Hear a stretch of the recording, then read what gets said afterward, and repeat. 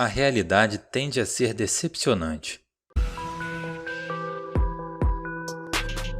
Este é o Visão Libertária, sua fonte de informações descentralizadas e distribuídas. Atualmente é muito comum que socialistas defendam a concretização de suas ideias por meio de um socialismo democrático. Alguns exemplos mais famosos são Bernie Sanders, nos Estados Unidos, e o PSOL, no Brasil. O canal Spotnix tem até um vídeo no qual um sindicalista argumenta que devemos almejar um socialismo no qual haveria uma harmonia entre o Estado e o povo, utilizando para tal uma ampla democracia. Essas pessoas costumam admitir que a União Soviética era de fato uma ditadura totalitária abominável. Entretanto, apesar da ideia de um socialismo sem ditadura parecer uma novidade, ela já foi colocada em prática no passado. E justamente na União Soviética. Sim, aquela União Soviética foi uma democracia. Partindo desde o princípio, ainda durante a Guerra Civil que eclodiu com a Revolução de Outubro de 1917, Lenin tentou estabelecer o tal socialismo democrático, visto até então apenas como socialismo, dando poder aos sovietes para garantir a representatividade da massa trabalhadora. Lembrando que soviet, em russo, significa conselho. Porém, em 1918, a maioria dos sovietes não tinham bolcheviques como líderes. Aqui cabe lembrar que o Partido Operário Social Democrata Russo era dividido em duas facções principais, os bolcheviques e os mencheviques. Os mencheviques defendiam uma transição gradual para o socialismo, enquanto os bolcheviques defendiam uma revolução para chegar ao mesmo objetivo. Como a maioria dos líderes eleitos nos sovietes não eram bolcheviques, a revolução estava sob ameaça. Por isso, Lenin fechou todos os sovietes municipais sob o controle do Exército Vermelho, a facção sob seu controle durante a Guerra Civil. Após essa contextualização, vamos à parte democrática daquela nação que ali nascia. Conforme o Exército Vermelho ia garantindo seu território e sua vitória na Guerra Civil, Lenin estabeleceu um regime no qual o voto era secreto, indireto e distrital, herdando o mecanismo dos sovietes então estabelecidos. Dessa forma, existiam sovietes em aldeias e vilas que elegiam representantes para os sovietes municipais. Esses sovietes locais elegiam os representantes para os sovietes regionais, que elegiam representantes para os provinciais, que então elegiam para os sovietes da República Constituinte e que, por fim, eram responsáveis pela eleição dos representantes para o Soviete Supremo, o mais alto na escala hierárquica. Qualquer um poderia subir ao poder, e se um soviete achasse que seu representante não estava fazendo bom trabalho, poderia simplesmente impeachá-lo e eleger outra pessoa em seu lugar. Em teoria, os sovietes tinham autonomia sobre as suas jurisdições. Eles podiam utilizar recursos do governo como bem entendessem e até se autogovernar. A única exigência era que não entrassem em conflito com os interesses da nação. O problema é que nem sempre o Soviete Supremo se reunia, e nesse caso, quem ficava no comando era o secretário-geral do partido. Aí já viu, né? Por um acaso, os interesses da nação passaram a ser as vontades do secretário-geral. Mas apesar disso, havia uma democracia, certo? Mais ou menos. Havia casos em que um eleitor, ao perguntar ao funcionário eleitoral sobre candidatos elegíveis, recebia como resposta um vasto leque de um único nome. Sim, só havia uma pessoa em quem votar.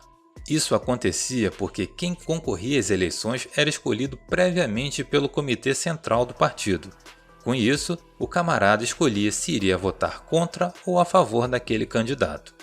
Porém, havia um limite de candidatos do Partido Comunista da União Soviética, que sucedeu o Partido Operário, que poderiam concorrer em cada eleição, o que fez com que houvesse um grande número de candidatos independentes, sem partido algum, que não significava, é claro, que eles não estivessem alinhados com o partidão. Porém, em 1936, um conhecido homem de bigode, esbelto e imponente, implantou aquela que seria tida como a Constituição mais democrática que se poderia imaginar, com amplas garantias aos direitos humanos mais básicos. Emil Ludwig, um jornalista nascido na atual Polônia, entrevistou Joseph Stalin e escreveu uma biografia a respeito do estadista denominada Stalin, deixando em anexo a Constituição Soviética de 1936 no livro. Para se ter uma ideia do nível desse código de leis, pode-se nele ler o seguinte artigo, abre aspas, artigo 125. De acordo com os interesses dos trabalhadores e a fim de reforçar o sistema socialista, a lei garante a todo cidadão liberdade de palavra, liberdade de imprensa, liberdade de assembleia ou reunião, liberdade de passeatas e demonstrações. Essas liberdades são asseguradas por meio das facilidades que se lhes concede, pondo à disposição dos trabalhadores e de suas organizações tipografias, materiais de impressão, edifícios públicos, ruas, meios de condução e etc. para o exercício desses direitos. Fecha aspas. Ademais, tal Constituição, ainda que previsse a posse dos meios e utensílios de produção, artigo 4º, garantia ao cidadão o direito à propriedade particular proveniente dos frutos de trabalho, assim como o pleno direito à herança, artigo 10º, ou seja, estava liberado ser socialista de iPhone. Mas voltando ao tema, o capítulo 11 delibera sobre o novo sistema eleitoral que entraria em vigor, sendo que o artigo 134 estabelece o sufrágio direto e universal, este que é reafirmado no artigo 135. O artigo 141 diz que os candidatos são nomeados pelas organizações proletárias, sindicatos, cooperativas, organizações estudantis e etc. E o artigo 142 estabelece que qualquer candidato poderia ser destituído de seu cargo de acordo com a decisão da maioria de seus eleitores. Enquanto os socialistas da época exaltavam a gloriosa Constituição e a superioridade do mundo socialista frente ao capitalismo excludente, seus críticos alegaram que o sistema de voto direto para todos os cargos não chegou a alterar a alta cúpula do poder. Não só isso, mas pouco depois da implementação dessa Constituição tiveram início os expurgos, no qual tanto simples camponeses quanto altos oficiais do Exército Vermelho foram perseguidos com a ocorrência de prisões e execuções arbitrárias. Tal ato quebrou praticamente todos os artigos do capítulo 10 da dita Constituição, o capítulo que rege acerca dos direitos e deveres do cidadão. E, mesmo após isso tudo, o camarada Stalin continuou no poder por mais longos 17 anos. A Constituição dava amplos direitos à população, mas um pedaço de papel não impunha um fuzil AK. Por conta disso, se diz que essa Constituição não concedia direitos, mas sim servia apenas como uma forma de propaganda do Stalin. Não é à toa que se atribui a ele a frase: "O eleitor pouco importa, quem conta os votos é quem realmente importa". Em 1938, o Soviético Supremo passou por mudanças no poder legislativo da União Soviética. Lembrando que o camarada Stalin continuava lá, firme e forte. Era dividido em duas câmaras eleitas para mandatos de 4 anos. O Soviético da União, com um deputado para cada 300 mil habitantes e mais 791, todos eleitos por sufrágio universal, e o Soviético das Nacionalidades, composto de 625 a 750 deputados, representando as repúblicas federadas, repúblicas autônomas, distritos nacionais e regiões autônomas. O Soviético Supremo era eleito por eleições diretas e com sufrágio universal, como determinava a Constituição, mas seus candidatos eram apenas aqueles que já estavam bem consolidados no meio. Aqui cabe mencionar também o Poder Judiciário, composto pelo Tribunal do Povo e pelo Supremo Tribunal.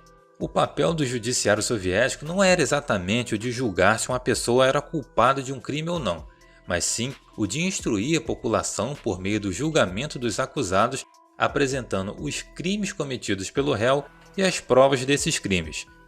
Os advogados de defesa eram forçados a reconhecer a culpa de seus clientes.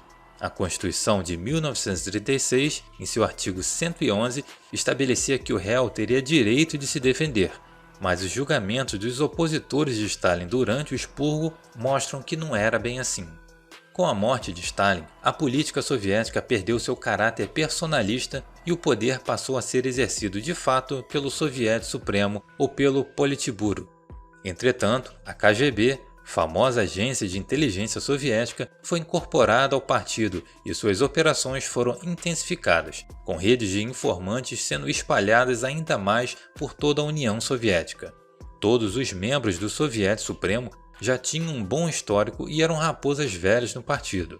Essas raposas velhas elegiam um líder para governar toda a União. Entretanto, No meio de tantas intrigas políticas, chegou um momento em que o presidente do Soviete Supremo também era o secretário-geral do Partido Comunista, e mais tarde, os dois cargos foram unidos em um só, dando origem ao presidente da União Soviética. Toda a estrutura política era rígida, os altos cargos influenciavam direta e indiretamente nas instâncias inferiores. As eleições eram tidas como incontestáveis por representarem a vontade popular. E se hoje em dia os funcionários públicos de setores burocráticos já têm fama de fazerem o mínimo esforço possível, imagina naquela época em que não havia informação descentralizada e distribuída. As eleições de 1989 foram as últimas da União Soviética, que via seu poder se esfacelando com o Muro de Berlim. Em 25 de dezembro de 1991, Gorbachev, então presidente da União Soviética, durante uma cerimônia televisionada para todo o mundo, anunciou o fim da União Soviética e renunciou ao cargo. Com isso, chegou ao fim um Estado que, no papel, seria o suprassumo da humanidade, uma nação onde não haveria exploração do trabalho alheio e onde todos cumpririam sua parte não para obter algo em troca, mas pelo bem comum. Mas era um Estado que, na prática, era marcado pelo totalitarismo, pela opressão, pelo genocídio, pela lavagem cerebral e doutrinação, intriga e perseguição. Diversos outros estados pelo mundo tentaram manter o legado soviético. Vietnã, por exemplo, mantém um sistema político similar. Cuba também foi inspirada pela Constituição Soviética de 1936, que vigorava na época da Revolução Cubana. Todos esses regimes adotam características democráticas e fazem as pessoas acreditarem que democracia e respaldo popular são incontestáveis, que se a maioria da população votou, então tem-se legitimidade para realizar qualquer ato, por mais vil que seja. Faz-se a população acreditar que a participação no poder é algo bom e legítimo, impedindo as pessoas de perceber que o que é ilegítimo de verdade é justamente o poder estatal, aquele que lhes tolhe o livre-arbítrio, e não um governo sem aprovação popular. Mesmo porque a aprovação popular pode ser manipulada, seja através de fraudes eleitorais, vide a frase de Stalin, seja pela manipulação psicológica das pessoas. Um Estado continua sendo ilegítimo por justamente alienar o ser humano de sua liberdade, seu direito humano mais básico. Por mais que os integrantes do Estado sejam representantes do povo, desde o grande latifundiário da soja até o mais popular sindicalista, e que eles digam que vão te respeitar, escrevendo uma Constituição maravilhosa e fazendo um juramento alegando que vão cumpri-la, no final são eles que detêm o poder. São eles que controlam a moeda e as armas. E você, mero indivíduo, deve obedecê-los. Do contrário, você sabe o que o aguarda. Obrigado por sua audiência. Esse artigo foi sugerido e escrito por Martin Blanc, revisado por Paulo Almeida e narrado por Luiz Edilé. Se você gostou desse vídeo, clique no ícone de curtir abaixo e compartilhe o vídeo em sua rede social. Se você deseja ser notificado de outros vídeos, se inscreva e depois clique no ícone da campainha. Até a próxima!